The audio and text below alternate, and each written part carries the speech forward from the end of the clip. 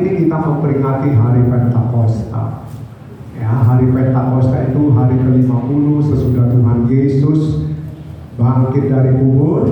Dia ada 40 hari selama di dunia, dan selama 40 hari dia bertemu dengan murid-murid, dia menguatkan murid-murid. Pokoknya murid-murid beberapa kali ketemu dengan Tuhan Yesus selama 40 hari itu. Dan pada hari ke-40 kita sudah peringati Tuhan Yesus kembali ke rumah Bapa di sorga. Dan itu terus sampai hari ke-50 sesuai dengan janji. Ya, maka pada hari ke-50 itu kalau saudara baca di dalam Kisah Rasul pasal 2, pencurahan Roh Kudus, atau hari Pentakosta itu hari pencurahan Roh Kudus. Ya, kita akan sama-sama belajar pagi ini, saudara, bahwa puncak dari peringatan kenaikan Tuhan Yesus kembali ke sorga, saudara, saya ingin kita belajar poinnya dulu, ya, bahwa puncak peringatan kenaikan Tuhan Yesus ke sorga. Saudara, kalau saudara mencatat, kita akan belajar firman Tuhan pagi ini. Ya, berikan perhatian saudara, kita datang ke gereja untuk belajar firman Tuhan. Ya, kita datang ke gereja untuk mengerti apa maunya Tuhan lewat firman Tuhan yang kita pelajari sama-sama. Ya, jadi puncak peringatan kenaikan Tuhan Yesus ke sorga hari ini kita peringati, yaitu Pentakosta. Nah, apa saja yang terjadi, ya, atau peristiwa apa saja yang ada di Pentakosta itu? Yang pertama, Roh Kudus dicurahkan. Ya, sesuai dengan janji firman Tuhan bahwa kalau aku pergi, yuk kita buka dulu Injil Yohanes pasal 14 ayatnya yang ke-16. Yohanes 14 ayat yang ke-16. Kita akan belajar sama-sama ya, puncak daripada kenaikan Tuhan Yesus di hari Pentakosta. Kita baca ayat 16 dari pasal 14 Injil Yohanes. Saya tunggu sampai semua dapat, kita baca sama-sama ya, semua ikut baca ya. Kita baca sama-sama Injil Yohanes pasalnya yang ke-14 ayatnya yang ke-16. Sudah dapat? Yuk kita baca sama-sama. 2, 3. Aku akan minta pada Bapa, dan Dia akan memberikan kepadamu seorang penolong yang lain, supaya Dia menyertai kamu selama-lamanya. Iya. Jadi saudara, ketika Tuhan Yesus memberitahu kepada murid-murid bahwa nanti kalau aku kembali ke rumah Bapa, ke sorga, di hari kenaikan Tuhan Yesus yang kita sudah peringati, maka dikatakan Dia, ya, aku akan meminta kepada Bapa. Jadi Tuhan Yesus minta kepada Bapa, bukan Tuhan Yesus yang mengirim, bukan ya. Jadi kita harus ngerti bahwa Tuhan Yesus minta kepada Bapa untuk mengirim Roh Kudus. Ya, untuk mengirim Roh Kudus sebagai apa? Sebagai penggantinya, karena dia pulang ke rumah Bapa.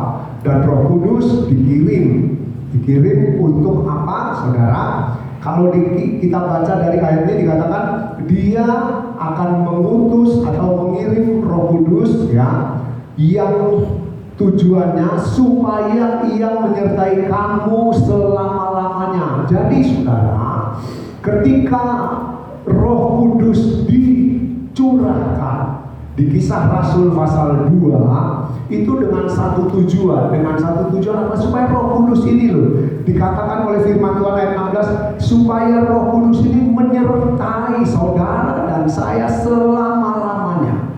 Ya, jadi kita lihat Roh Kudus menyertai selama-lamanya, ya, menyertai kita setiap hari. Makanya saudara, Roh Kudus itu sudah ada di setiap hidup saudara, di setiap hidup kita semua. Ya, jadi Roh Kudus itu sudah ada.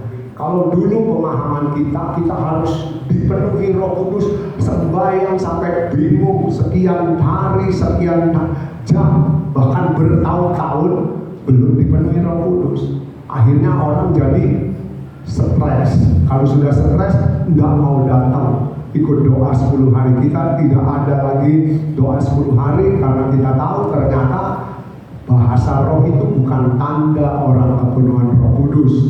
Ya, bahasa itu bahasa manusia yang ada di dunia yang diberikan sebagai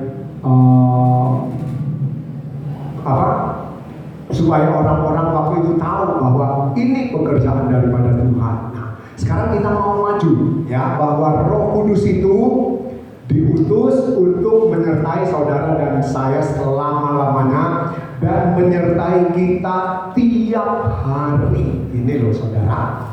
Yang saudara dan saya harus tahu, ya, menyertai kita tiap hari. Ayat 26 dari pasal yang sama saya akan baca.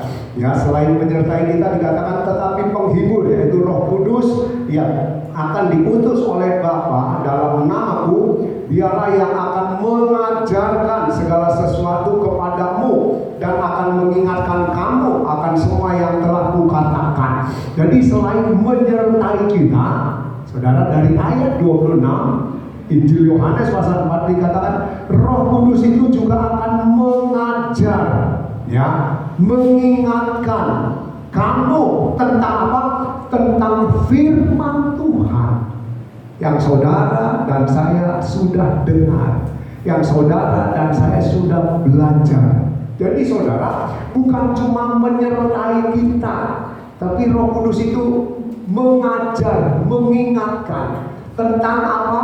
Firman Tuhan yang saudara dan saya sudah dengar.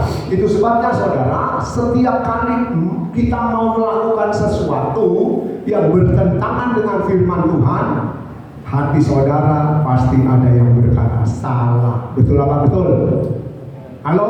Ketika kita mau melakukan sesuatu yang tidak sesuai firman Tuhan, hati saudara ada nggak yang ngomong salah?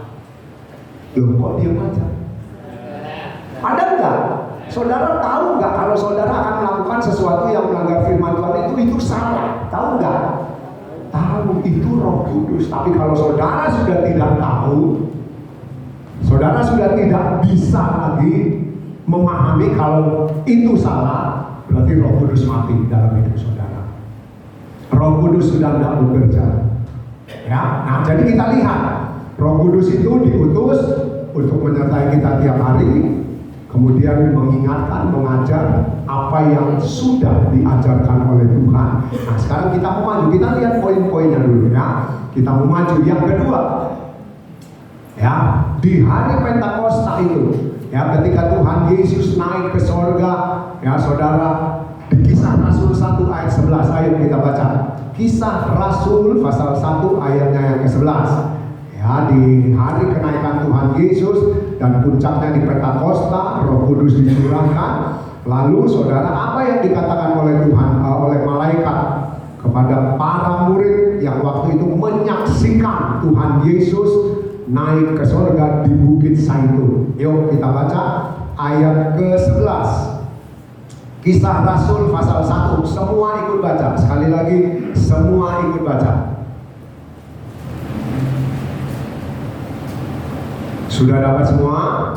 Yuk kita baca ya, ayat 11 pasal 1 Kisah Para Rasul. 2, 3. Dan berkata kepada mereka, hai orang-orang Galilea, mengapakah kamu berdiri melihat ke langit? Yesus ini yang terangkat ke surga meninggalkan kamu akan datang kembali dengan cara yang sama seperti kamu melihat dia naik ke surga. nah saudara, jadi kalau tadi kita baca ya di Injil Yohanes bahwa Tuhan Yesus berkata, kalau aku sudah kembali ke rumah Bapa, aku akan minta kepada Bapa untuk mengutus Roh Kudus. Roh Kudus itu rohnya Bapa.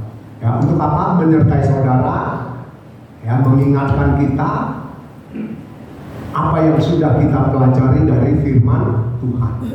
Nah, saudara, sekarang kita maju di poin yang kedua.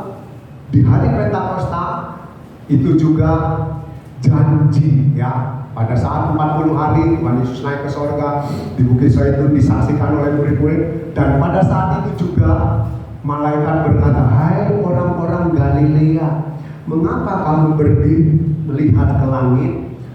Yesus ini yang terangkat ke sorga, yang kamu saksikan ya, itu saudara tidak meninggalkan kamu, tapi akan datang kembali dengan cara yang sama seperti kamu melihat dia naik ke sorga." Jadi saudara, di hari kita memperingati kenaikan Tuhan Yesus, di situ juga puncaknya hari Pentakosta, dikatakan bahwa ada janji bahwa Tuhan Yesus akan datang kembali.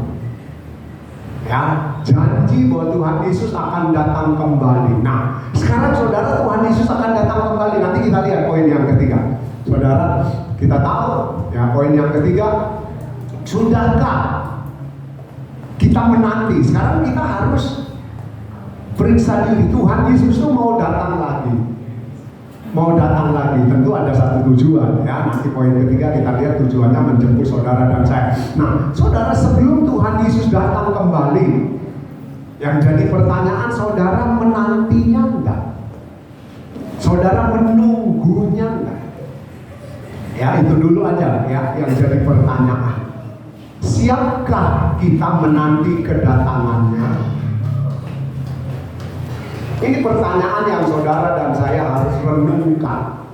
Ya, di tengah dunia saat ini yang begitu gemerlap dengan dosa, yang menawarkan hal-hal yang menyenangkan tubuh, siapkah saudara dan saya menanti kedatangan Tuhan Yesus? Pertanyaannya sampai di situ dulu. Ya, saya tidak teruskan, nanti kita akan lihat ya penjelasan di poin 1, 2 itu. Nah, sekarang saudara, kita sudah lihat bahwa kenaikan Tuhan Yesus puncaknya di Pentakosta, pencurahan Roh Kudus. Roh Kudus ingin menyertai saudara setiap hari, mengingatkan ya apa yang sudah kita dengar dari firman Tuhan.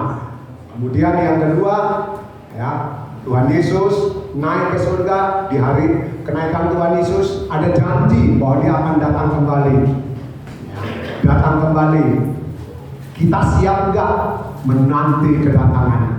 Sekarang yang ketiga, di hari Pentakosta itu, saudara, kita lihat Tuhan Yesus berkata dia akan datang kembali. Ngapain? Ayo kita buka Yohanes pasal 14. Injil Yohanes pasalnya yang ke-14. Yohanes pasalnya yang ke-14, kita mau lihat ngapain Tuhan Yesus janji ya. Kita baca janjinya di Kisah Rasul pasal 1 ayat 11 tadi, bahwa dia naik ke surga, dia pulang ke rumah Bapa, dia akan kembali lagi, dia akan menjemput kita semua. Dari Yohanes 14 ayat 3. Yuk kita baca ayat yang ketiga, Injil Yohanes pasalnya yang ke-14. Sudah dapat semua? Yuk kita baca sama-sama ya. Yohanes 14 ayat 3. 2, 3. Dan Aku telah pergi ke situ dan telah menyediakan tempat bagimu. Aku akan datang kembali dan membawa kamu ke tempatku, supaya di tempat di mana aku berada, kamu pun berada. nah, saudara, kita lihat. Jadi Kisah Rasul 1 ayat 11, malaikat berkata bahwa Tuhan Yesus yang kembali ke surga nanti akan turun lagi. Turun lagi ngapain? Turun lagi ngapain itu kita lihat dari pasal 14 ayat 3. Pasal 14 ayat 3 dikatakan bahwa saya akan baca dari terjemahan sederhana Indonesia.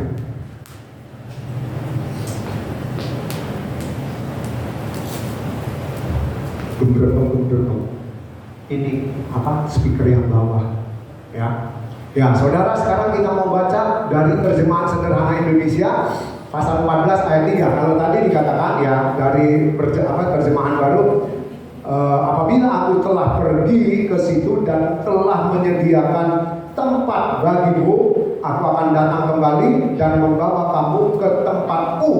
Ya, kalau aku sudah menyediakan tempat bagimu. Dari terjemahan sederhana Indonesia, saudara, kalau aku sudah pergi ke rumah Bapakku dan tempat bagi kalian sudah siap. Saudara, tadi di terjemahan baru dikatakan pergi menyediakan tempat bagimu. Terjemahan sederhana Indonesia menerjemahkan kalau tempat saudara dan saya itu sudah siap, berarti sudah selesai. Ya kan, tinggal setelah terima kunci. Kalau saudara beli perumahan, saudara akan masuk ke perumahan, sudah semua disiapkan, finishing sudah, kunci saudara akan terima untuk bisa masuk ke dalam rumah. Walaupun saudara sudah bayar, kalau kuncinya belum dikasih, saudara nggak bisa masuk ke rumah itu, iya kan?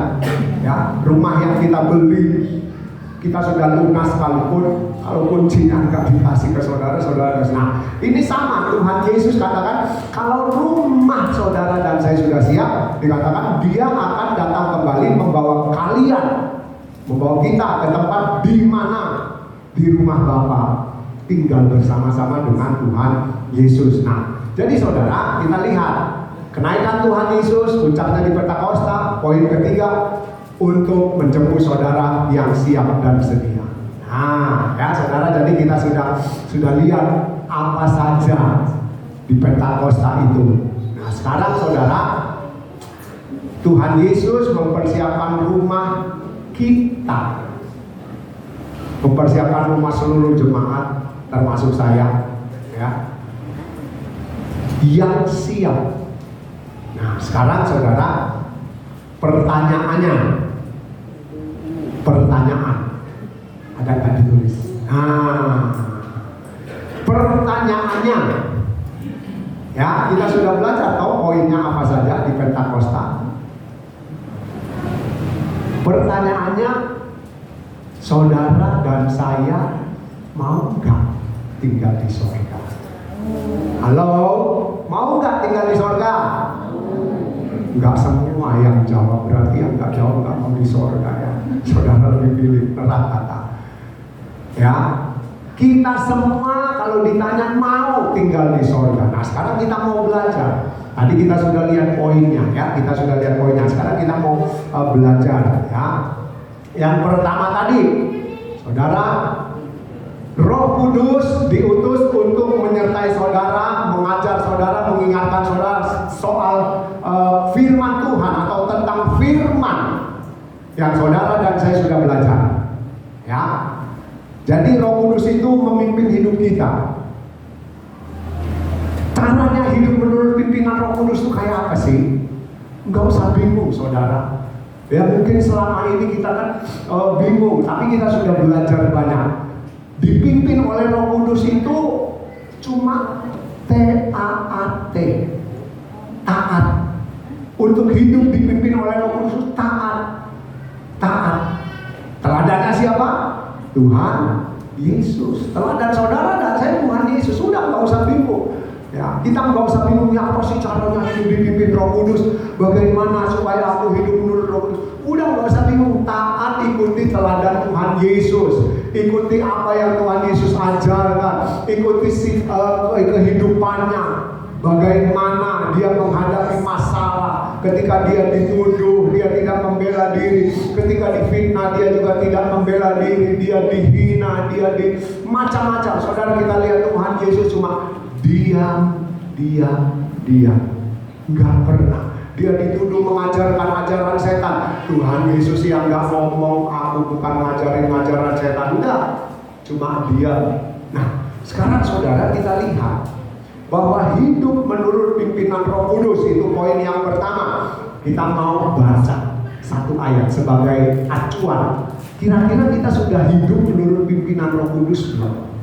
Udah taat apa belum? Ya, ini ayat sering kita baca. Kita buka Ibrani pasal 10 ayat 25, ya. Ibrani pasal 10 ayat 25. Yuk. Ibrani pasal 10 ayat 25. Ini ayat-ayat hafalan, ayat yang saudara harusnya kita ingat-ingat dan kita praktek.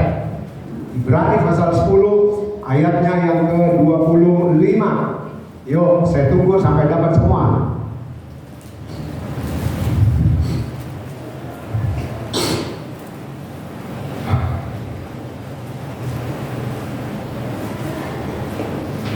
Sudah dapat apa belum? Saya tunggu semua dapat ya. Ibrani 10 ayat 25. Yuk kita belajar ya saudara.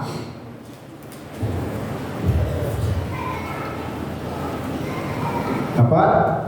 Kita baca sama-sama. Yuk kita baca sama-sama. Nanti saya akan baca dari terjemahan firman Allah yang hidup. Saudara baca dari terjemahan baru ya.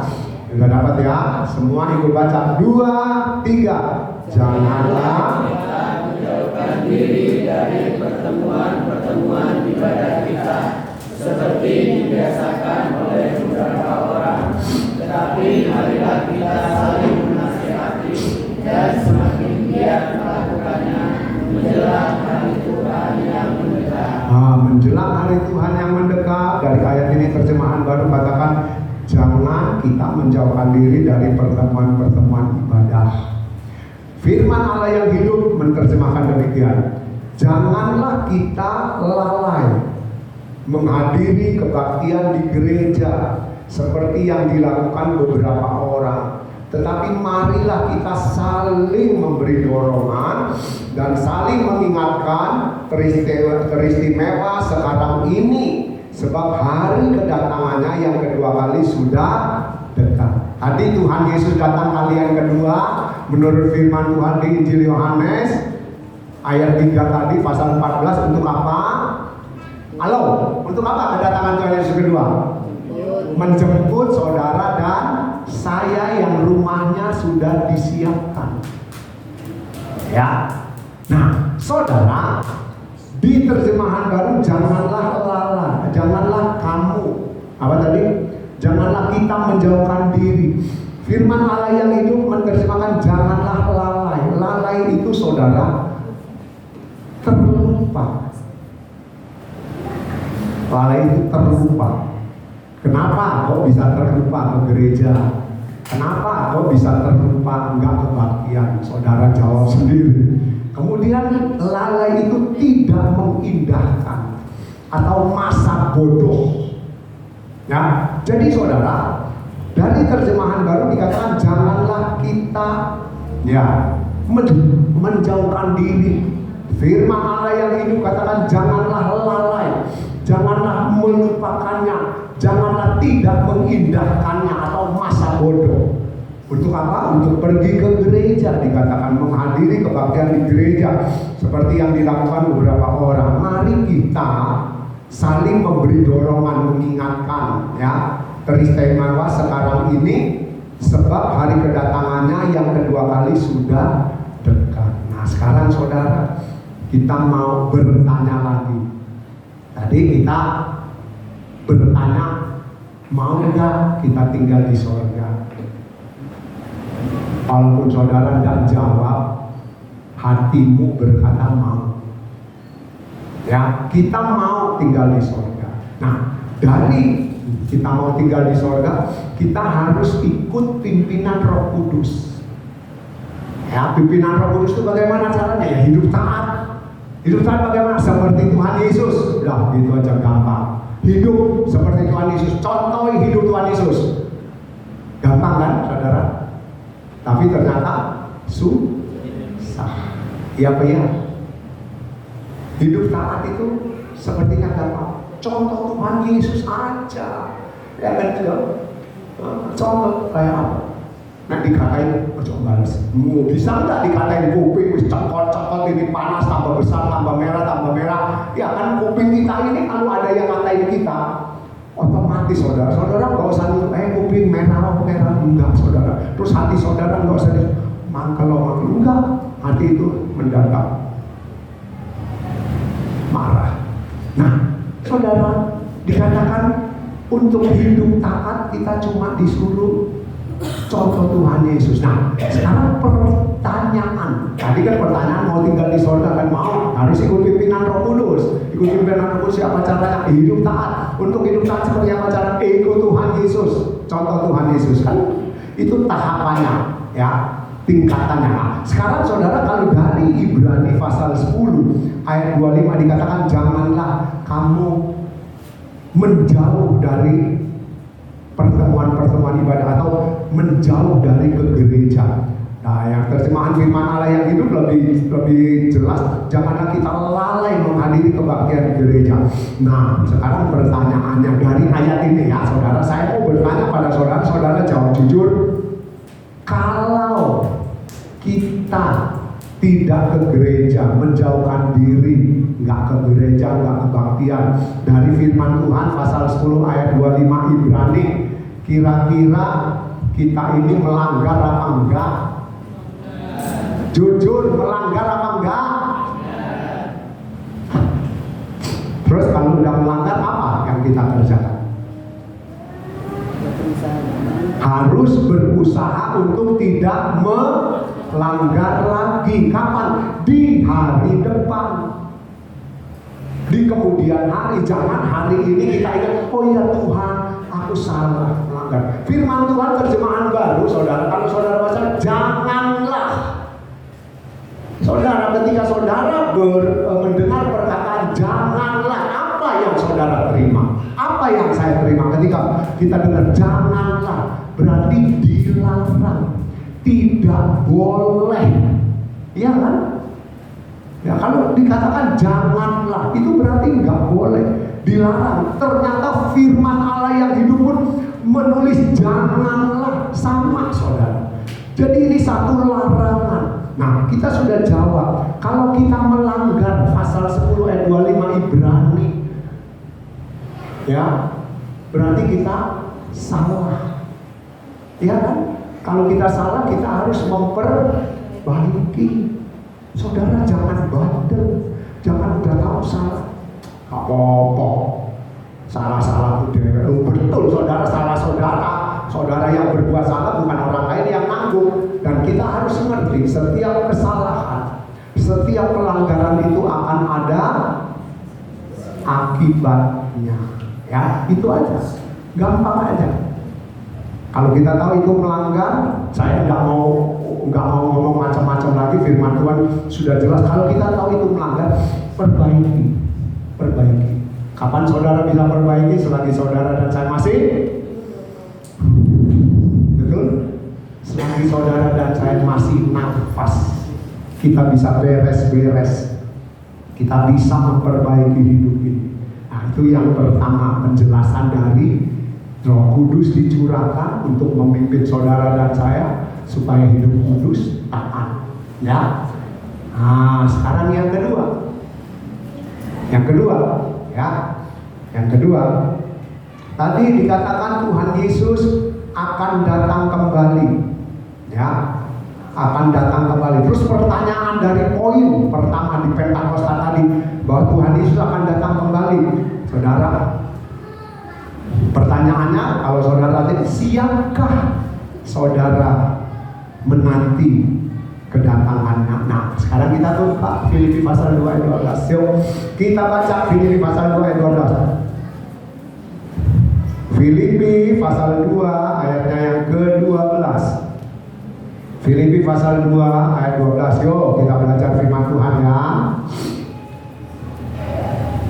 Filipi 2 ayatnya yang ke-12.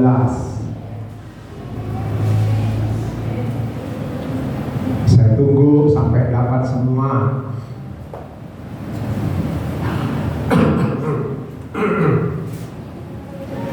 Ayat 12 Filipi pasal 2. Sudah dapat? Baca sama-sama, semua ikut baca ya. Yuk, semua ikut baca. Semua ikut baca. 2, 3. Hai saudara-saudaraku yang terkasih, kamu senantiasa taat. Karena itu tetaplah kerjakan keselamatanmu dengan takut dan gentar. Bukan saja seperti waktu aku masih hadir, tetapi terlebih pula sekarang waktu aku tidak hadir. Nah, saudara, dikatakan dari ayat itu, kerjakanlah keselamatanmu dengan takut dan gentar. Ya, saudara, kita sedang menanti kedatangan Tuhan Yesus kan. Nah, yang jadi PR kita, yang harus kita kerjakan, kita menanti kedatangan Tuhan Yesus, kita harus siap. Ya, saudara harus siap. Saya pernah katakan pada saudara-saudara, mau siap mau enggak Tuhan Yesus pasti datang. Yang celaka kalau kita enggak siap, iya kan?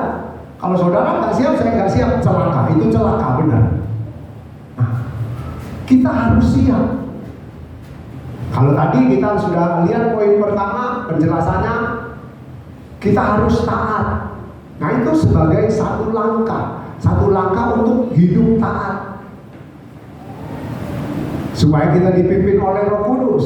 Nah kemudian saudara, kalau kita sudah hidup taat, saudara, di ayat ini dikatakan kerjakanlah keselamatanmu dengan takut dan gentar. Kalau ditulis di firman Allah yang hidup dikatakan demikian, saudara.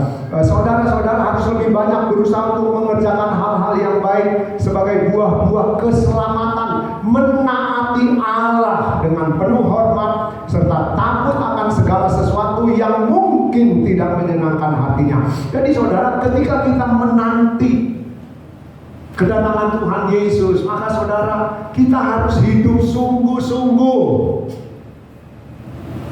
Saudara dan saya harus sungguh-sungguh. Gak ada orang lain yang bisa buat saudara sungguh-sungguh. Suamimu gak bisa buat engkau sungguh-sungguh. Istrimu gak bisa buat engkau sungguh-sungguh. Anakmu, orang tuamu tidak bisa membuat kita sungguh-sungguh.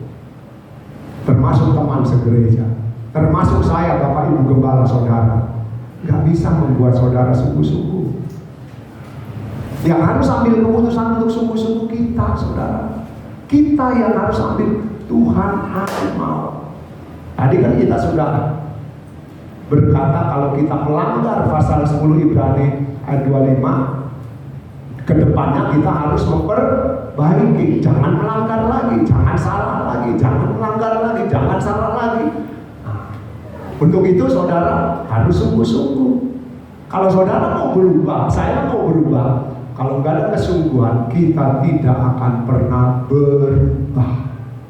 Ya, itu jadi catatan buat kita. Kita tidak akan pernah berubah kalau kita tidak mau sungguh-sungguh berubah. Ya, saudara, kemarin saya dengar podcast sama tante Dr. Hendra, umurnya 72, saudara, tapi masih gagah, saudara. Yang jadi hostnya Helmia ya. Terakhir dia bilang gini, Dok, coba dong kasih statement untuk supaya orang-orang tua ini hidupnya tetap sehat. Gak usah sampai tua lah, yang umur, dia bilang umur 30 lebih itu, saudara, itu mulai kondisi manusia itu secara otomatis turun. Dia bilang 30, saya katakan pada saudara 40 kan, ternyata salah. Umur 30 itu puncaknya manusia hidup dalam kondisi prima. Sesudah 30 dikatakan itu menurut secara otomatis. Untuk tidak menurut harus dilatih. Helmi bilang, Dok, ayo dong kasih statement, pesan terakhir. Dia bilang, untuk ini loh, supaya kita hidup sehat. Dia bilang, dia ketawa, teman saya aja 4 orang, 5 sama dia. Dia itu SPOT, ortopedi, ahli, ya, spesialis ortopedi. Saudara, dia bilang 4 teman saya sudah mati, cuma tinggal saya. Ya, cuma tinggal saya. Kenapa mereka mati? Mereka tahu, tapi mereka nggak lakukan. Ya, saudara ngerti maksudnya? Tahu ini loh rumusannya untuk hidup sehat. Ini rumusannya.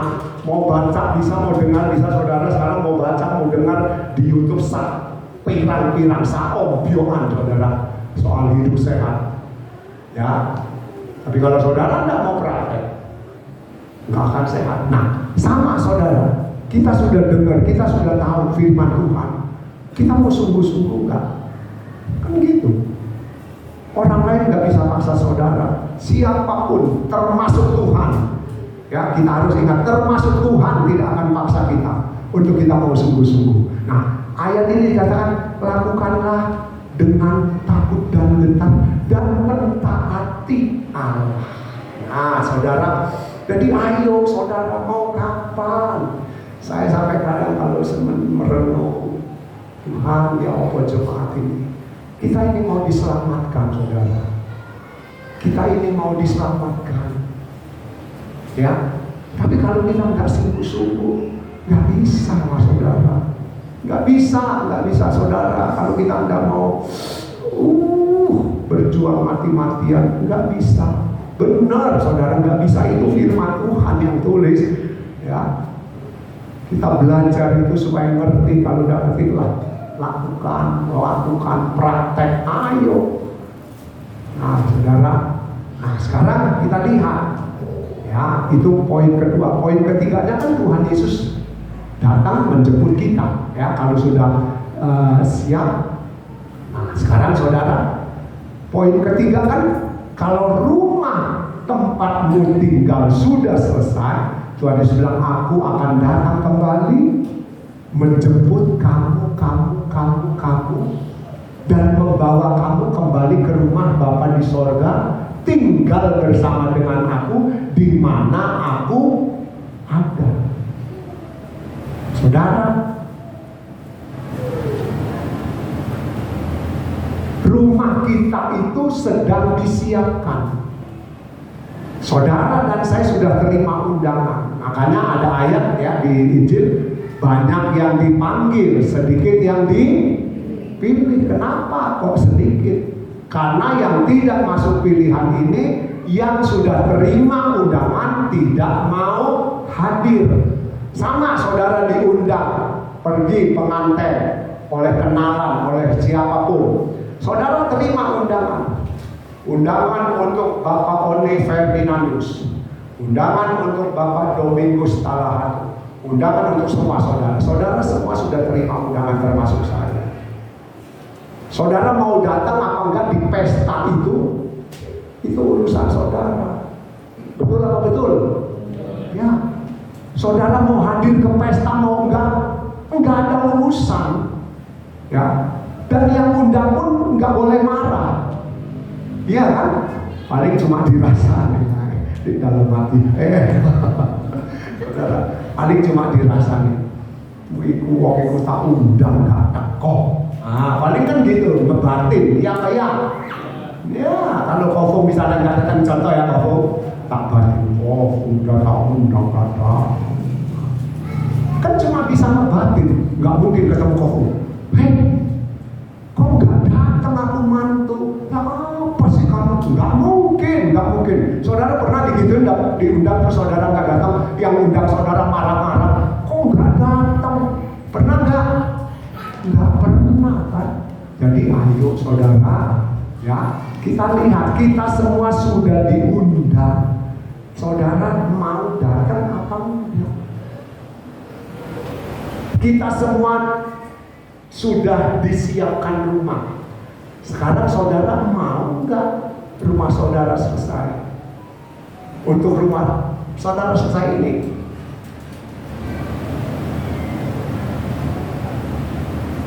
ya, kalau nggak taat, kalau nggak sungguh-sungguh, berarti saudara nggak mau tinggal di sorga. Ya.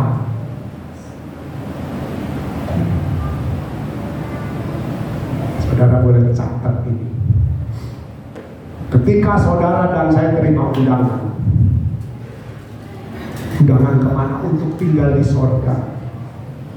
Ya. Firman Tuhan katakan, Tuhan Yesus pergi ke sorga, menyiapkan rumah tinggal buat kita. Firman Allah yang hidup, kalau rumahmu sudah siap, aku akan datang kembali menjemput kamu yang mau tinggal di sorga. Nah, kalau saudara nggak mau taat, saudara nggak mau sungguh-sungguh, berarti saudara nggak mau tinggal di sorga.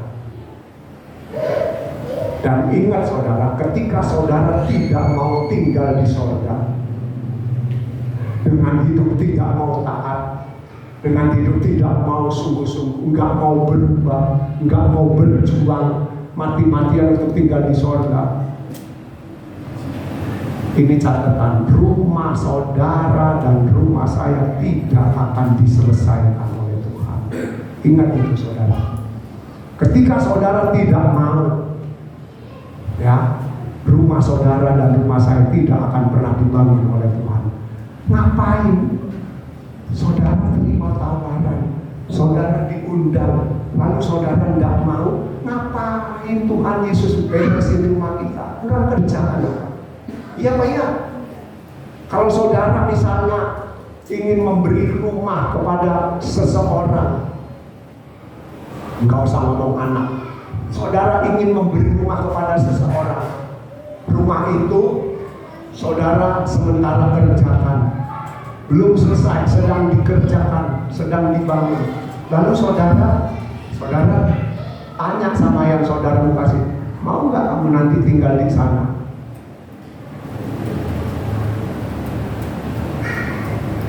Jawabnya gini, kira-kira saudara selesaikan nggak rumah itu untuk dia? Enggak.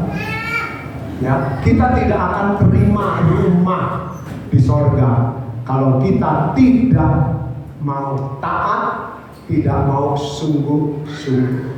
Jadi saudara ingat ya saudara, keselamatan kita itu bukan keselamatan murahan.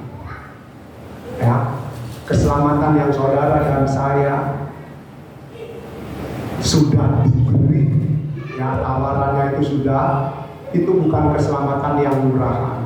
Harus ada harga yang saudara dan saya bayar, yaitu ayo taat. Kalau saudara nggak melanggar, berubah, ya berubah, terus hidup sungguh-sungguh, pertahankan, ya pertahankan hidup yang benar ini saudara. Supaya apa? Supaya kita sampai pada finishnya, supaya kita mencapai tujuan. Ya, seperti Tuhan Yesus rindu saudara dan saya tinggal di rumah Bapa. Ya, jadi Tuhan Yesus akan menjemput orang yang siap tinggal di sorga. Kalau saudara tidak siap, Tuhan Yesus tetap datang menjemput, tapi bukan saudara, bukan saya. Kalau kita tidak siap, kita tidak akan dijemput. Tuhan Yesus datang untuk yang lain yang siap. Misalnya ini semua asal gereja, ada 5 orang yang nggak siap tinggal di sorga. Hidupnya nggak mau taat, hidupnya nggak mau sungguh-sungguh. Pokoknya sakarepku deh, aku mau nggak ke gereja, aku mau nggak kebaktian, aku pokoknya mau apa aja aku lakukan. Tuhan Yesus datang. Yang 5 tadi yang hidup semaunya, seenaknya saja, nggak ikut saudara. Tuhan Yesus datang jemput yang lainnya, yang siap, yang mau. Yang lain dijemput, yang 5 ini, kok aku nggak, uripmu nggak sesuai kok, hidupmu nggak cocok. Iya kan saudara? Jadi ayolah, ya. Di dalam hidup ini saudara-saudara dan saya memang perlu uang untuk kehidupan jasmani kita. Tapi saudara, kita sudah tahu ada ayat yang berkata, apa untungnya kita memiliki seluruh dunia ini kalau jiwa kita binasa. Saudara, apa untungnya? Saudara mungkin bisa menikmati dunia sekarang saudara tinggal sementara masih hidup di dunia. Tapi kan kita tahu ada hidup yang akan datang, ada hidup di depan sesudah kematian. Kalau sekarang umurnya antara 70, 80, paling jauh 100 tahun orang menikmati dunia. Ketika dia masuk di kekekalan neraka seumur hidup, saudara, seumur hidup. Kalau kita sudah masuk di sana nggak bisa keluar, nggak bisa mau Tuhan, maaf ya, aku nyesel Tuhan, aku mau memperbaiki. Nggak bisa saudara, sudah kaset terlambat, ya. Jadi ayo di dunia ini sementara saudara dan saya masih bernafas, ayolah, kesempatan kita untuk taat, ya, kesempatan kita masih untuk bisa sungguh-sungguh sekarang, ya saudara, sekarang jangan ditunda-tunda. Kalau kemarin saudara yang datang hari Kamis, Lot hampir tidak selamat dari penghukuman api yang turun membakar Sodom dan Gomora, ya. Dia sudah dikasih tahu, ayo keluar. Tapi saudara, firman Tuhan katakan sampai fajar menyingsing, Lot berlambat-lambat.